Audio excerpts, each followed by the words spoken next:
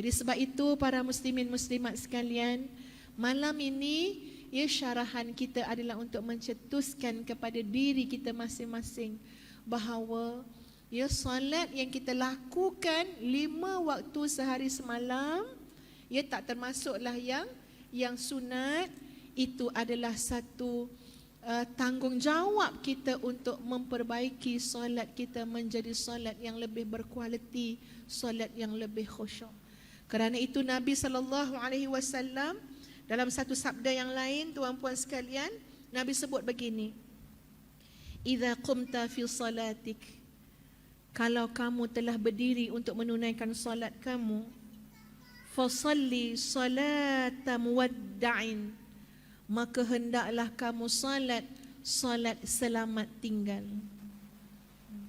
Isyak dah sudah, subuh esok tuan-puan insya-Allah. Solat subuh, Nabi kata apa? Ikut sefer Nabi ni, formula Nabi ni, fasalli salata muwadda', hendaklah dia solat, hendaklah kamu solat. Solat itu namanya solat selamat tinggal. Wala takallam bikalamin ta'tadhiru minhu, jangan kamu bercakap dengan apa-apa percakapan pun yang akan membuatkan kamu menyesal. Wa ajmi'il ya'sa amma fi aidin nas, dan jangan kamu berharap dengan apa yang ada di tangan manusia ketika mana kamu nak solat. Ini Nabi bagi formula. Maksud dia bila nak solat tuan-puan, tak payah berharap. Kita sembahyang jemaah, tak macam mana nampak orang depan telekung cantik. Puas fikir, ini rasanya bukan telekung Siti Khadijah ni. Siap buat analisa kat belakang. Telekung mana satu ni Ini online ni, online. Tuan-puan, kita nak semayang ni. Nak semayang, Nabi cakap jangan berharap apa yang ada di tangan manusia. Betul, kita nampak macam-macam. Ya Allah, sekarang lepas semayang nak tanyalah makcik depan tu, apa website mana masuk ni beli online. Tuan-puan, Nabi dah pesan awal-awal dah, kalau namanya solat selamat tinggal, tidak ada harapan lagi dengan manusia. Tak ada dah. Solat selamat tinggal. Sampai dalam kitab sebut tuan-puan, kalau boleh dibayangkan bagaimana orang yang nak diberikan hukuman mati tapi diberikan peluang untuk solat sebanyak 2 rakaat. Agak-agak macam mana dia akan solat? Kalau nak kena hukuman gantung ataupun hukuman mati, diberi peluang solat 2 rakaat, agak-agak nak solat laju ke, nak solat lama, nak solat khusyuk sangat. Macam mana kita akan solat? Itulah rahsia besar kenapa Nabi kata, ketika mana kamu berdiri untuk solat, pastikan solat kamu itu adalah solat selamat tinggal. Solat terakhir. Jangan bercakap benda yang akan menyebabkan kamu menyesal. Dan jangan berharap sesuatu yang ada di tangan manusia. Barulah solat itu boleh menjadi solat umpama solat selamat tinggal, kualitinya sangat hebat. Saya teringat tuan-puan, kampung Ustazah, kampung sebelah tu namanya Kampung Batu Kikir.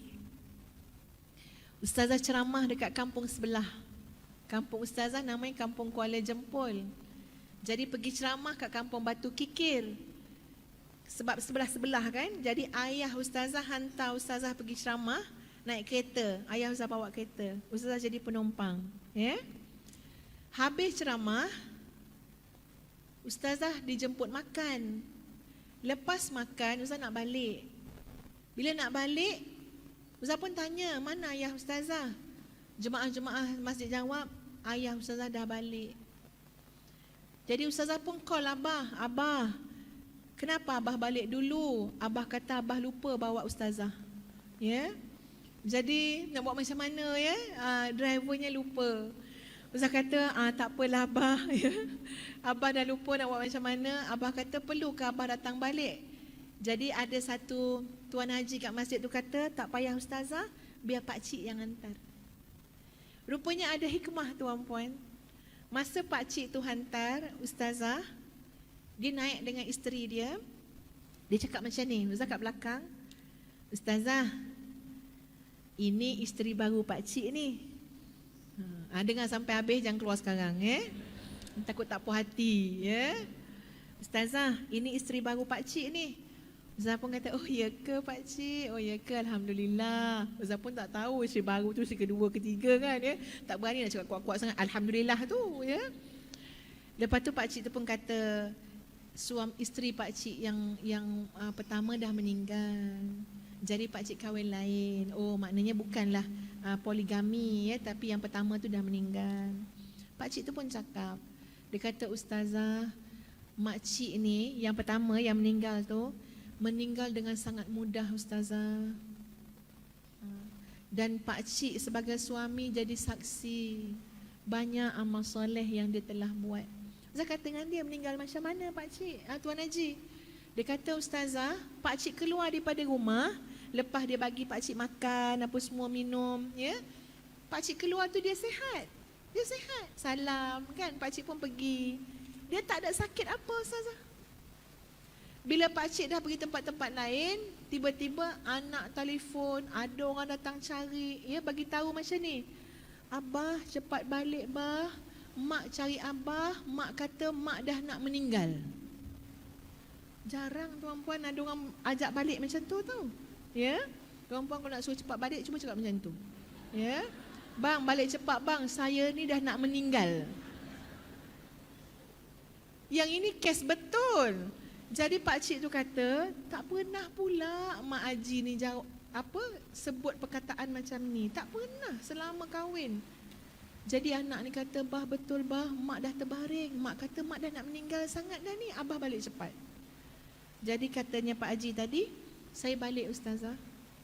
Isteri saya boleh sebut dengan baik, maafkan saya bang, saya dah sampai waktu. Dan dia masa tu dalam keadaan lemah yang amat sangat. Tak tahu apa sakit dia. Anak-anak pun dia minta maaf dengan anak-anak. Dan dia pergi dengan saya dengar dia menyebut kalimah tauhid. Dan saya kata, saya sebagai suami redha dengan dia. Redha. Masukkanlah dia ya Allah pintu syurga mana yang dia pilih. Saya dengar tu tuan-puan, sebab rasa hati. Sebab Ustazah pun seorang isteri. Kalau suami Ustazah cakap macam tu, terus caption tu saya masuk dalam Instagram. Jangan tiru benda tu tak baik Kalau suami Ustazah kata, abang redha dengan ... adalah panggil kat Ustazah kan abang doakan agar dapat masuk mana-mana pintu syurga. Ya Allah, bestnya dengar ayat seperti itu dan makcik tu dapat. Saya pun tanya, Tuan Haji kata amal soleh dia banyak. Agak-agak yang mana satu Tuan Haji yang boleh Ustazah tahu? Dia kata, Ustazah, saya sendiri bertanya pada diri saya, kenapa isteri saya sampai dapat isyarat tentang kematian dia? Kenapa sampai isteri saya tu macam cantik sangat dia pergi dengan mudah? Saya, detik hati saya kuat mengatakan, ini detik hati suami tuan-puan, kuat mengatakan ia terkait dengan sifat dia yang sentiasa menanti-nanti waktu solat. Ini saya belajar daripada Pak Haji tu. Tanya lagi, macam mana tu Pak Haji?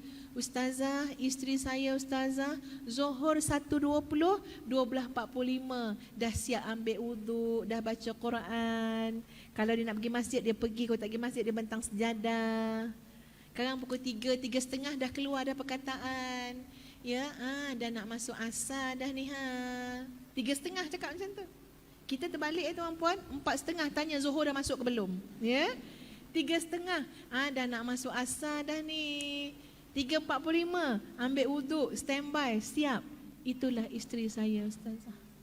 Selalu saya terdetik hati, baik betul orang rumah saya ni. Nunggu waktu solat. Rupa-rupanya Allah hadiahkan kepada dia satu kematian yang indah, mudah. Sehingga dapat menyebut kalimah tauhid dengan sebegitu fasih sekali. Itu Ustazah ambil iktibar tuan-puan. Sebab Tuan Haji tu mungkin tak kaitkan dengan satu hadis Nabi. Itu Tuan Haji tadi sebut pengalaman dia.